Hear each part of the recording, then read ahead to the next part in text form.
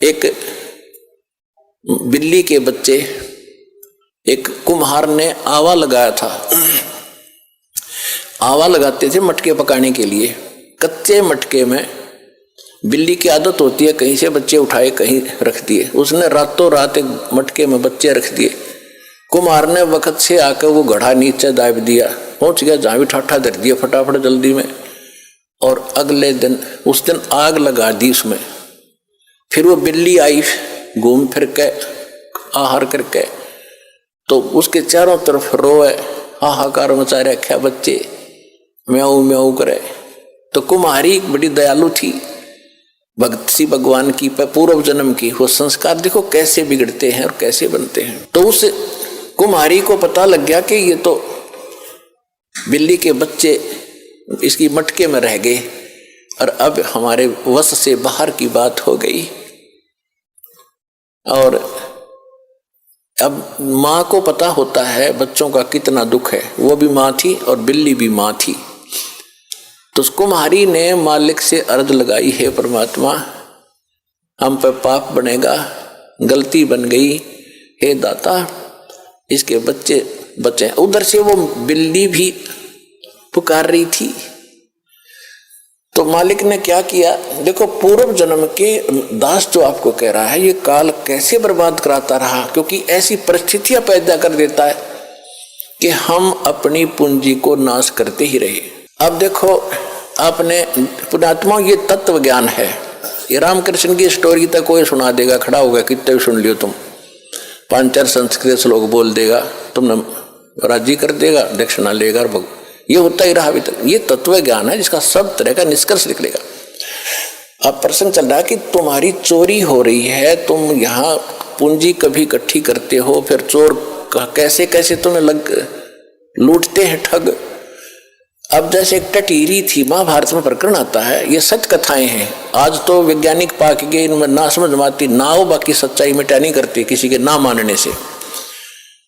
महाभारत में एक कहानी आती है कि एक टटीरी पक्षी है, टटीरी, उसने कुरुक्षेत्र के मैदान में अंडे उत्पन्न कर दिए। जमीन पर पैदा करती है वह अंडे, और उधर से क्या हो गया, महाभारत के युद्ध का समय वहीं उसी दौरान खड़ा हो गया। चारों तरफ से, दोनों तरफ सेना खड़ी होगी, आन लगी।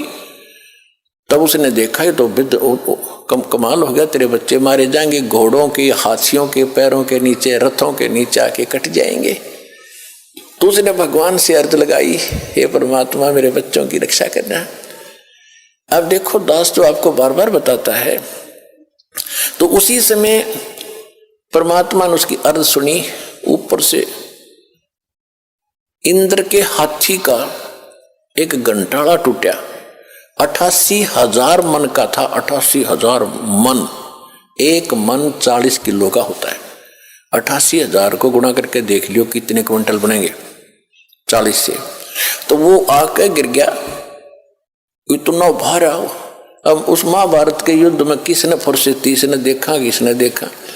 महाभारत हो गया, 18 करोड़ आदमी कट के मर गए, और वो अंडा के आंच भी ना लगी, वो 9 के 9 बच्चे बन गए। वो 9 के 9 अंडे सुरक्षित पाए। फिर बाद में देखा भाई यू क्या है, ना होता है, वो सब ने लाग लू को गिरा टेढ़ा, तो बच्चे पाए 9 के 9, और टटीरी वहां आकर बैठ गई।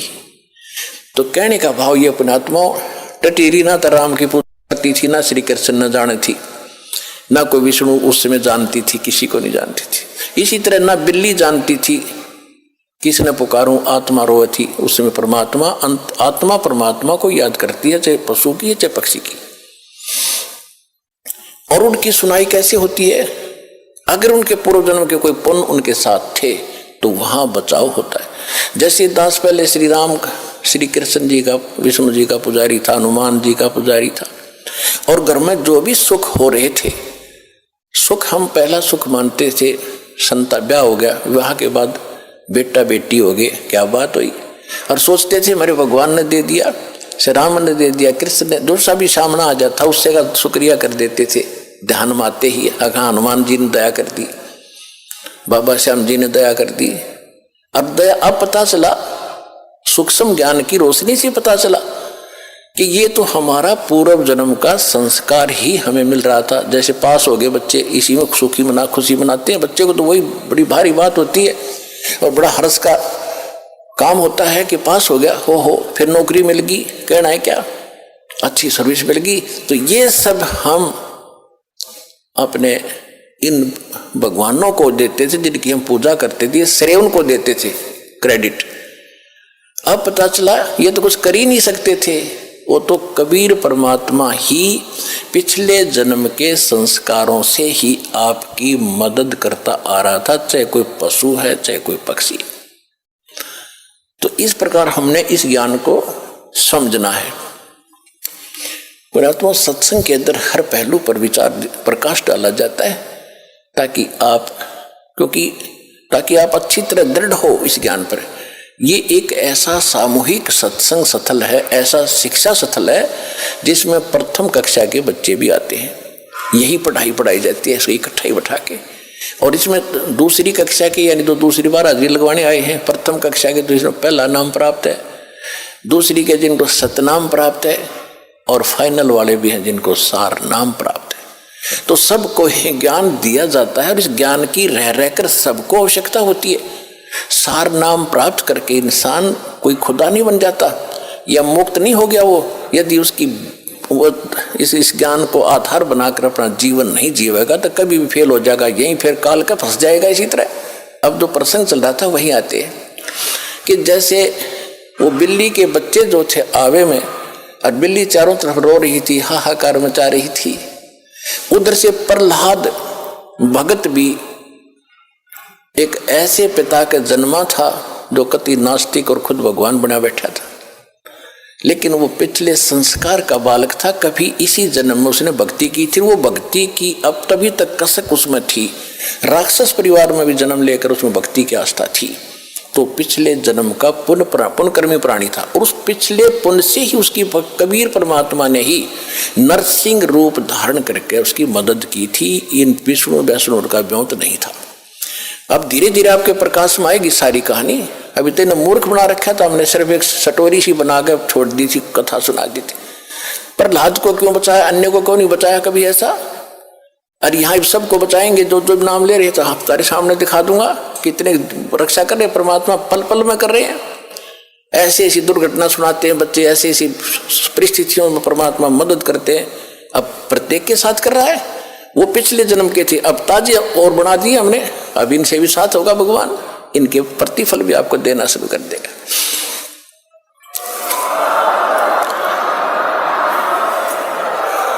तो प्रहलाद कच्चा पक्का था।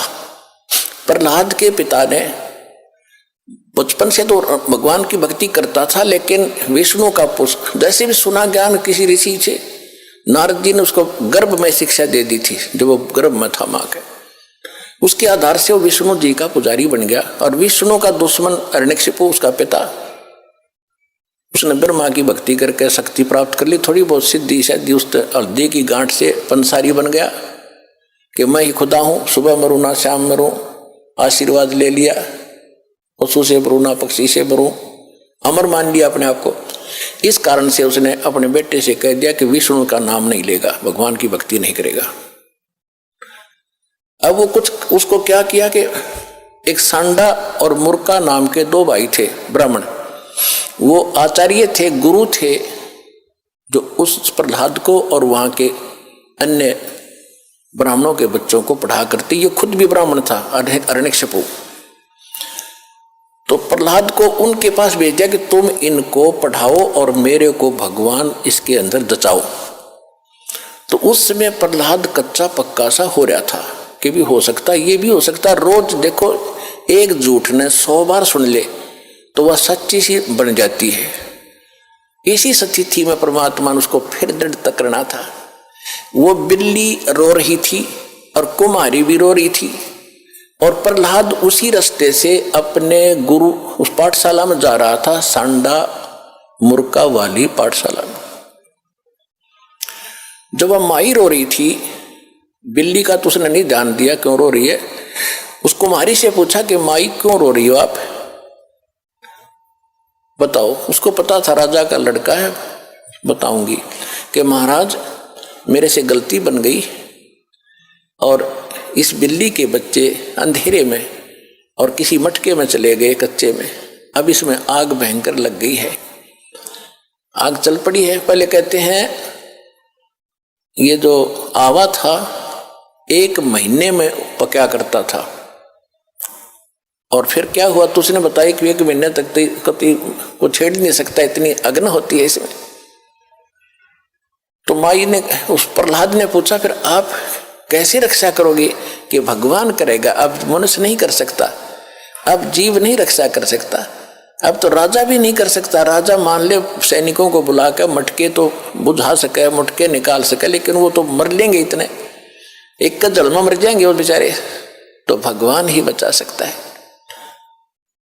क्या माई भगवान विष्णु जिससे भी भगवान है, यानी क्या माई भगवान इतना ताकतवर है कि वहां भी रक्षा कर देता है? कहां बेटा। हाँ महाराज, परमात्मा इसीलिए कहते हैं।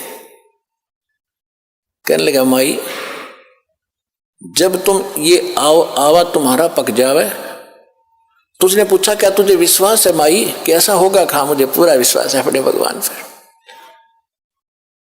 तो उसने प्रहलाद ने कहा कि जब तुम्हारा ये आवा पक जावे, ये किलन मटके पकाने का भट्ठा, उसको आवा बोलते हैं, पूजा आवा, तो जब ये पक जाओ तो मुझे बुलाना, उसके बाद इसको खोलना, और यदि ये बच्चा जीवित पागे तो मैं भी इस भगवान के अतिरिक्त किसी को मानूंगा नहीं, किसी की भी, और नहीं तो माई खबरदार आज के बाद तूने राम का नाम यहाँ पर ले दिया, मेरे पिता का नाम लिया करो। उसका रंग चढ़ गया था थोड़ा सा, तुझे मालूम नहीं मेरे पिता को पता लग गया तेरे को जान से मरवा देगा। तो माई कहने लगी मुझे मालूम है, लेकिन मेरी मजबूरी है, आपके पिताजी भगवान नहीं है और इनको नहीं बचा सकते, मेरा भगवान बचाएगा। इस कारण से क्या हुआ, परमात्मा ने ऐसी अगले ही दिन ऐसी ठंडी हवा चलाई, वो तो लीला थी दाता की। 3 दिन के अंदर, पहले एक महीने में पकता था, 40 दिन में, 3 दिन में आवा पक कर तैयार हो गया और आग बुझ गई, कति ठंडी होगी। अब राजा के लड़के का आदेश था, जब प्रहलाद आया पाठशाला में जाने के लिए, कहा महाराज आज आवा मालिक की दया से 3 दिन में पक गया, आज हम इसको खोलेंगे। प्रहलाद वहीं बैठ गया, अब खोलो। वो निकाला, एक मटके में जिसमें वो बच्चे थे उसका अग्नि की आंच भी नहीं लगी थी, न्यू का न्यू कच्चा था, बच्चे सुरक्षित थे।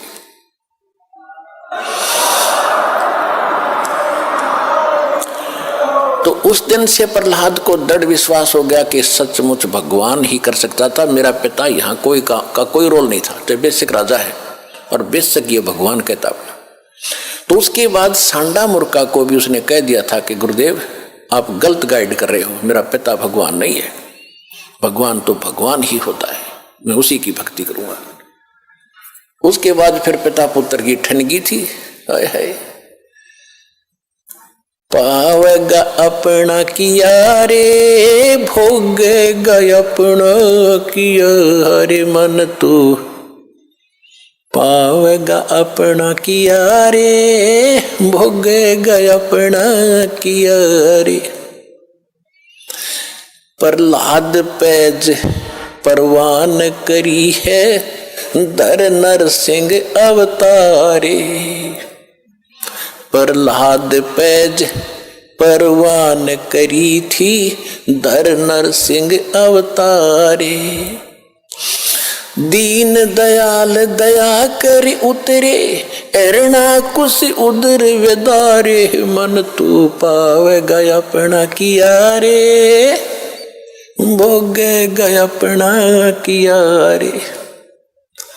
गरीबदास साहिब जी को परमात्मा कबीर जी मिले थे, गांव छुड़ानी, जिला झज्जर, हरियाणा में। ये किसान थे, जाट थे, खेतों में बहुत बड़े लैंड लॉर्ड थे, 1500-1600 एकड़ जमीन थी, और वहां अपने ही खेतों में पाली गए हुए थे, गौवें चरा रहे थे। वहां सतलोक से परमात्मा अपने विधान अनुसार कबीर जी जिंदा महात्मा के रूप में आकर उतरे थे। वहां एक कुंवारी गायों का दूध पिया था दाता ने, कबीर भगवान ने अपने आशीर्वाद से कुंवारी गाय ने दूध दिया बछिया ने, और वो पिया था, वहां का दूध नहीं पिया था। फिर गरीबदास जी को प्रथम मंत्र देकर सतलोक लेकर गए थे, सारा कुछ दिखा के गरीबदास जी को वापस छोड़ा था, पूरे ज्ञान योग से परिपूर्ण कर दिया था। तब उसने कहा था कि प्रहलाद पैज परवान करी। प्रहलाद ने तो दृढ़ता कर ली थी, प्रतिज्ञा कर ली थी कि मैं भगवान की भक्ति करूंगा, हिरण्यकशिपु की नहीं करूंगा। बाप तो है लेकिन भगवान नहीं है। कहते उसकी जो पैज थी, प्रतिज्ञा थी, उसको परवान करना यानी उसको सिरे चढ़ाया, उसकी रक्षा की, उसको सफल बनाया। और दीन दयाल कबीर भगवान दया कर उतरे, वहां से अवतरित हुए ऊपर सतलोक से, और हिरण्यकशिपु उदर विदारे, हिरण्यकशिपु का पेट पाड़ के आंत काट दी बाहर, नरसिंह रूप बना के। अपना आत्मा ये है तत्व ज्ञान। अब धीरे धीरे आपका कत्ती देखो, वो जूठा फेट हो रहा था, वो तो नकली पेंट था, अब ये रेग मार लगा रहा दास साथ में, और ये असली पेंट ही वो होगा अपने, और ये कभी नहीं उतरेगा। ये फेड भी ना होता फिर सदा एक सा ही रहेगा।